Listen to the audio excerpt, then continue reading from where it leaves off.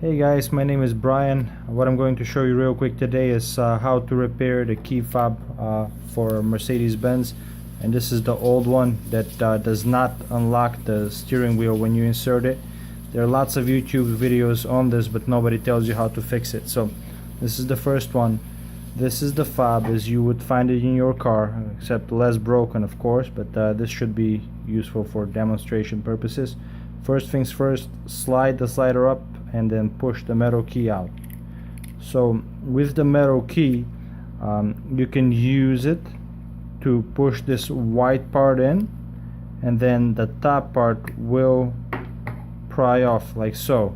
So once that is pushed in, you can take it apart, and this is where the batteries would be. And then once that is taken, you're basically inside the fob. This is what you'll find next. It has that little yellow piece that can be removed. Let me see. Okay, it can be removed with this screwdriver, any screwdriver. You would just insert it between the chip and the plastic and just pry it off. So once that has been done, this chip will sit inside. Let me see.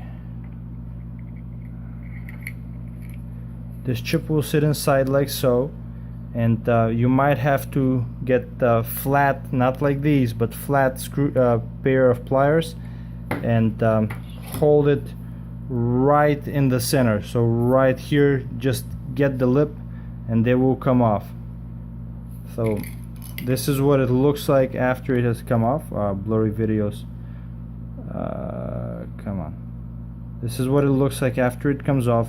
And this is essentially where your pliers would grab it, right at this little ledge. That won't damage any of the components. So what happens with these is that whenever your front of the keys usually gets damaged, so this thing gets broken, like on this one, so like that.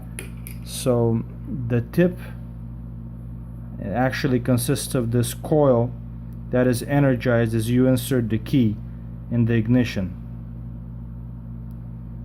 So the way to fix it is, I've bought a used key fob on eBay that was functional, and I took off the coil, which also has the two diodes that send signals from the remote, from the board.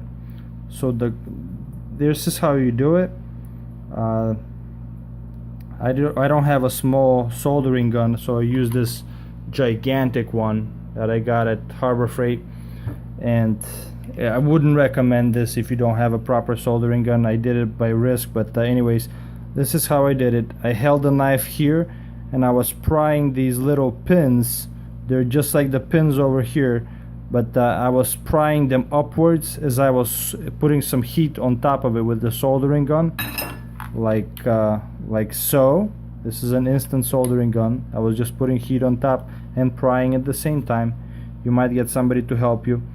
And then the plastic part still wouldn't come off. Then I used the soldering gun on the side over here, and then once this got molten, the the coil piece would tilt slightly like so, and the same thing from this side, so it would tilt slightly the other way until it fully came off.